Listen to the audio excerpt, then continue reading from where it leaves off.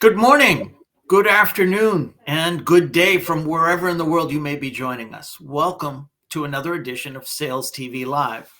Today, we are talking about selling in a world that never stops changing. I'm joined by Frank Cespedes, Senior Lecturer of Business Administration at Harvard Business School. With a rich background in running businesses, serving on boards, consulting worldwide, lecturing, and authoring, Frank brings unparalleled insights into the evolving world of sales and sales management. Frank, welcome. Rob, thank you. Thank you very much for inviting me. Pleasure to be here. Our pleasure to have you. Frank, please tell me a little bit about you, your journey into sales and where you are today. Well, look, my background is not particularly exotic. I went to graduate school, started teaching at Harvard's Business School, made my way up the hierarchy, and then left. And with some others, we started a business. I ran it for 10 years, and we got lucky. I can spin this a different way when necessary, but frankly, it was dumb luck. We sold at exactly the right time. The business school called me back up, said, "How'd you like to be a professor again?" That's what I've been doing once again for the last 8 years. And my journey in the sales, again, is not particularly exotic. From the get-go, when I was an assistant professor, my first book was about distribution channels. And once you do that, you bump up against sales. Then when I left and ran a business, as I'm sure you and our listeners know, when you've got to meet payroll every month, your respect for sales increases geometrically. And then when I got back to academia, I was teaching strategy, and I discovered there was hundreds of books about strategy. There are thousands of books about sales, but I could not find a single book, or for that matter, even an article, that put together the two, strategy and sales. So I wrote a book about that. And then the book that, my most recent book, Sales Management That Works. So that's my journey into the topic.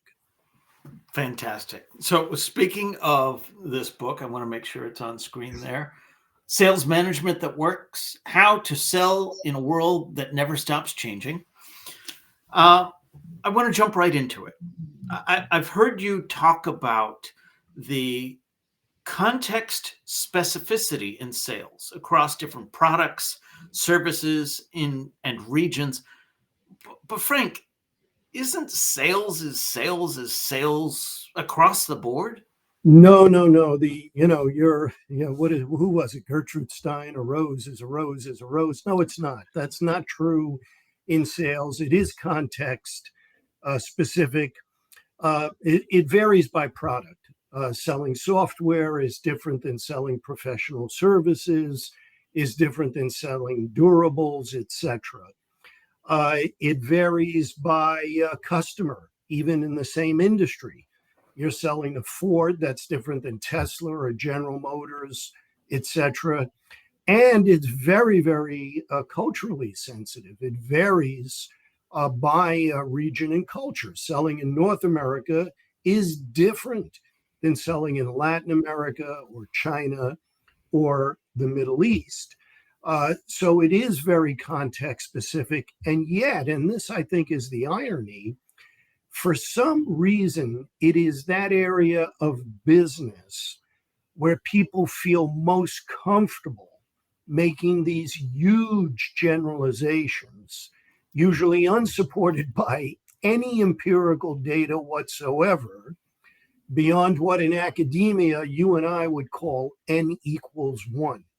When I sold for Oracle, which by the way was 15 years ago, this worked for me. I'm sure it'll work for you in this completely different category.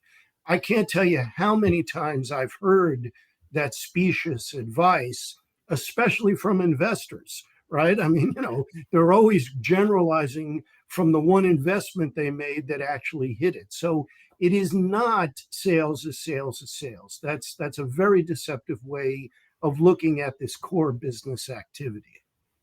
So how would then that approach impact things like training and even before that, hiring? Yeah. Well, I mean, it impacts it, the way you would expect any managerially intensive activity to be impacted. You've got to know what you're looking for and why. And you've got to know what you're looking for and why in the market as it exists today, not yesterday. The key here is to understand what are the relevant sales tasks in your market given your company's business strategy. If you do have a strategy, which by the way is a big if, right? Many companies confuse strategy with let's pick a big number and go for it, that kind of thing. But if you do have a strategy, it says something about who is and who is not our target customers and segments. That in turn says something about buying processes and buying criteria. And then you start to worry about sales tasks and hiring criteria. The most important thing about selling is and always has been the buyer. Who buys, why, and how. And that varies. It varies by industry, product, country, strategy, etc. That I think is the implication. So we have a member of the audience sharing with us. Bob Britton says, oh, yes, selling in the EMEA is very different from selling in the US. Yeah. Yeah. Absolutely. I think we Well, all inherently know that, but then we seem to forget that when we say things like, well, sales is sales is sales. Yeah. I mean, I think there are certain basics, listening, understanding the customer that are relevant across the world and across many, not all, but across many industries. But they're basics. They are at best, they may or may not even get you in the door. I don't think they're the bulk of what you and I mean by selling and sales management. Right. Yulia Kern shares a question with us regarding the strategy we're just talking about. What would be your advice on convincing the upper management to come up with clear strategy? Yeah, that's a great question. There's no one answer. And what I would also say is that convincing upper management is getting tougher, not easier. And Rob, you and I have talked about this, but let's share it with the audience.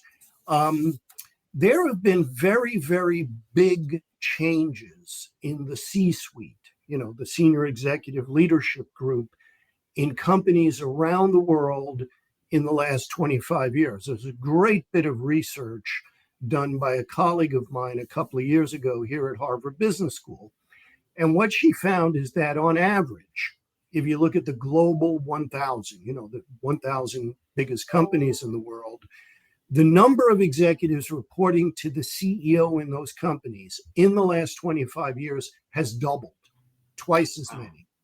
But if you then step back and ask yourself, who are these people? Where did they come from? What were they doing before they became senior executives? The reality is that very, very few of them were general managers in the sense in which we typically use that phrase in business schools. A GM is somebody running a line of business or has profit and loss responsibility. The vast majority of those additions have been specialists, the CIO, legal, data analytics, today, head of AI, or something like that. And the reality is that fewer people than ever before have made it to the C-suite with prior prolonged experience in customer-facing activities like sales and marketing, right? So the question is a very good one because that composition of the C-suite affects, in my view, a fundamental responsibility of any leadership group, and for that matter, any board of directors, helping to formulate and implement a market relevant strategy. So the question is good, It's not easier. In fact, it's more difficult because of changes in the C-suite. And, ultimately, companies tend to respond when sales go down, profits take a hit, etc. But our participant's question is a good one because she's asking, what do we do before the fact? Right. I don't have any one single bit of advice there, but obviously what you need is two things. You need processes that keep the C-suite in touch with information at the point of sale, and that's more than data. Those processes are more than data. And secondly, and this is where in my view, the responsibility falls on sales. You need sales leaders who are not just sales leaders. They're good business people. They understand more than simply top line motion and top line volume. They can talk about enterprise value and they are financially literate. That's a big, big change going on in sales. So let's stay with sales leaders for a moment. Let's talk a little bit about people. When it comes to sales hiring, what's the biggest mistake companies are making? I'm going to cite two. All right, then we can Sure. take it wherever you want, Rob. The first one, and the research about this is definitive, although I notice whenever I cite this research to executives, it's sort of like the Kubler-Ross stages of grief, denial, anger, etc. But an vast over-reliance on interviews. Managers in all functions, but especially busy sales managers, tend to vastly overrate their ability to identify talent, identify fit based on a few interviews. So that's the number one mistake. And the number two mistake, I think, is that the hiring criteria themselves are often unclear, and they are what I call Boy Scout criteria. We want someone who's personable, energetic, talented, etc. And the criteria usually so vague. You ask yourself, what do you actually do with those criteria when you're sitting across the table from someone and you need to make a yes or no hiring decision? And again, what the research tells us is that most of the time, what people do with those vague criteria is basically try to clone themselves, right? They basically say, this is what worked for me 5, 10, 15 years ago. I'm going to try to find someone who I think feels like me in that past life. Those are the two biggest mistakes, and there are things you can do to mitigate those mistakes.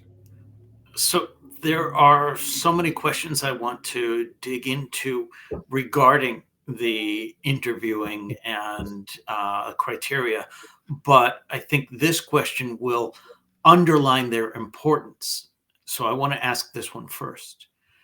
What is the impact of turnover in sales? And how is that different from any other part of the company?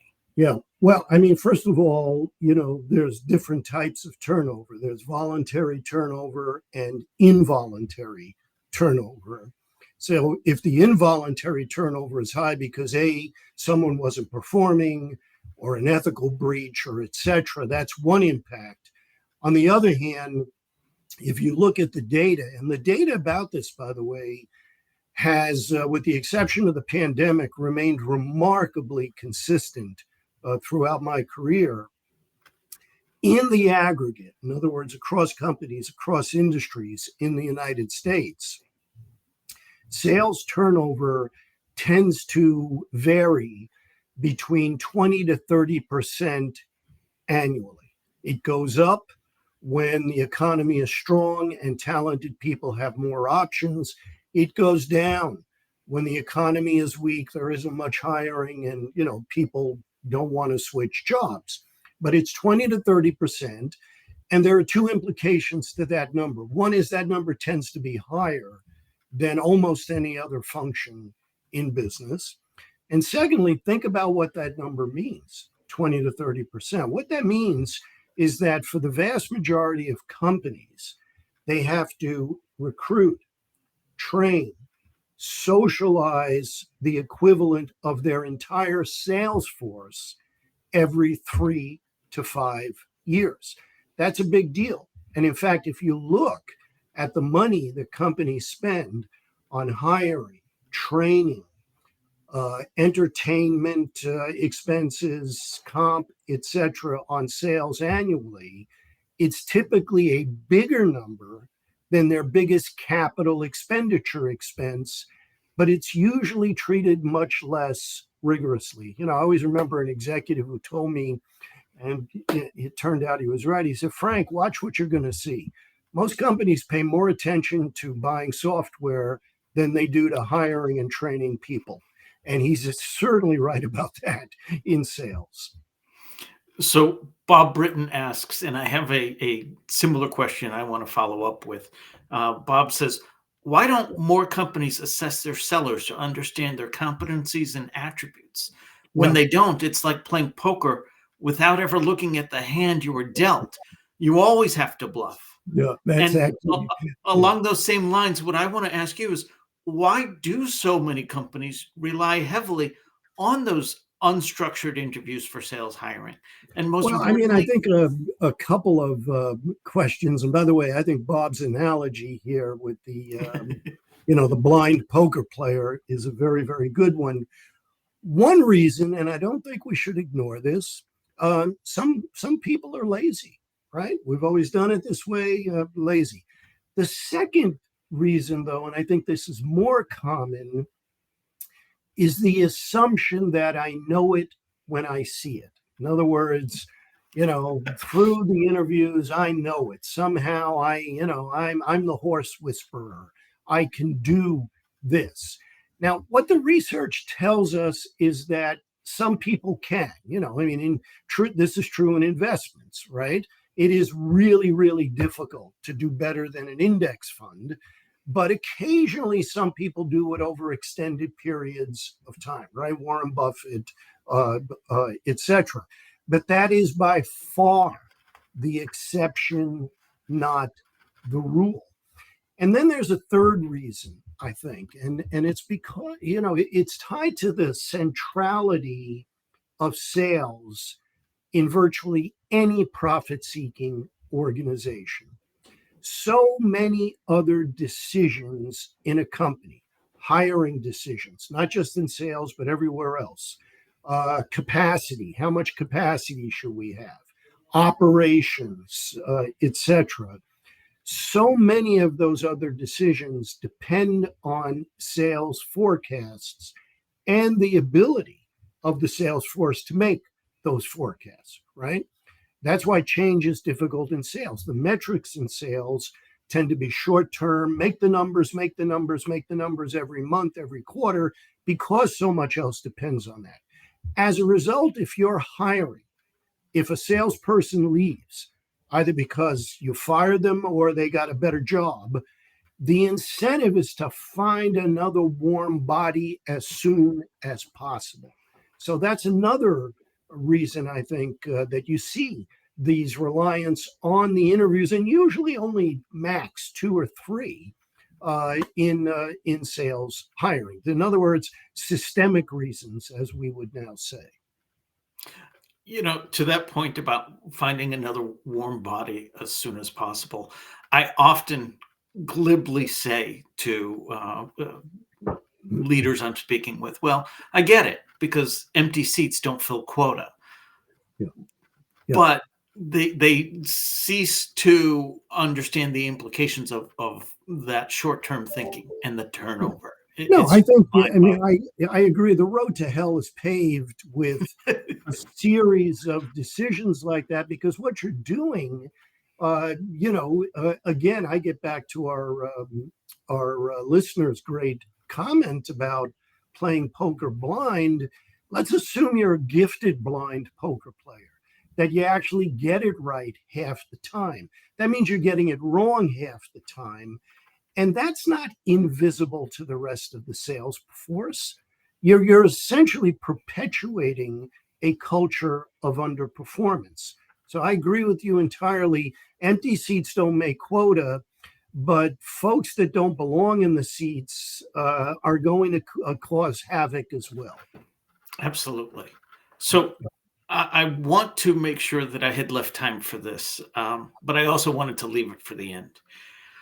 What can you tell us about the gap? That is, the growing gap between senior leadership and frontline employees. Well, I've already, in some sense, alluded to that in response to the earlier question, Rob, about, what can you do to convince senior leadership that having a strategy that's relevant in the field is a good idea.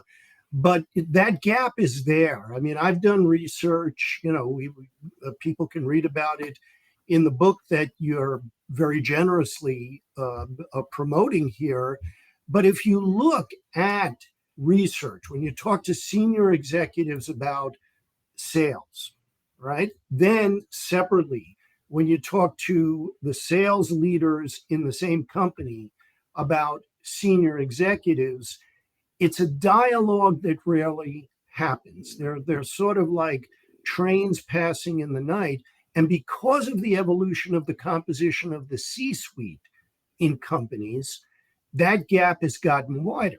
And by the way, it's important to understand the reasons for the gap. I mean, companies do not wake up in the morning and say, wow, let's get disconnected from our customers. That's not the way it happens. If you ask yourself, why has this happened in the C-suite? It's because of the data revolution, right? Specialization is increasingly important. If you want to be a marketer or a sales leader or a finance leader or a supply chain leader, what you need to know today is qualitatively more complex than 10, 20 years ago. So you can see why that happens. But the reality, and it's ironic, Rob, you will resonate with this as well. The C-suite in many companies now looks more like a discipline-based faculty meeting than it does like a group of executives who are about profit maximization. So that gap is there. We can understand why that gap is there, but it's costly. And again, at the end of the day, there are other things that may be relevant, but for purposes of time, I will cite that old phrase that I'm sure most of our listeners know: culture eats strategy for breakfast. It's not true. Culture eats strategy for breakfast, lunch, and dinner. So at the end of the day, you work on that. I think that's the ultimate glue that will or will not address the gap we're speaking about. Fantastic. Frank, this has been wonderful. Where can people learn more about you? How can they get in touch with you? Oh, I'll cite the title of that wonderful old movie, The Usual Suspects. I mean, you go to LinkedIn. I teach at Harvard's Business School. We have a faculty page that I believe, I haven't been there in years, but I believe is, available to the public. And then, the book you mentioned, Sales Management That Works, it's published by Harvard Business Review Press. You can learn about that on Amazon or, at the HBR Press website. Fantastic. This has been another edition of Sales TV Live. We now have a newsletter. Don't miss an episode. Get show highlights, beyond the show insights, and reminders of upcoming episodes. You can scan the QR code on screen, or you can visit us at SalesTV.live/newsletter. Frank, thank you so much for being here with us today. On behalf of myself and everyone here at Sales TV Live, on behalf of our audience, we wanted to thank you for being an active part of the show and a great conversation. So again, thank you. Rob, I thank you, and I'll say farewell to our audience away an executive guest said farewell to my MBA students about 2 years ago. He said, now stay positive, but test negative. There we go. Awesome. Thank you very much.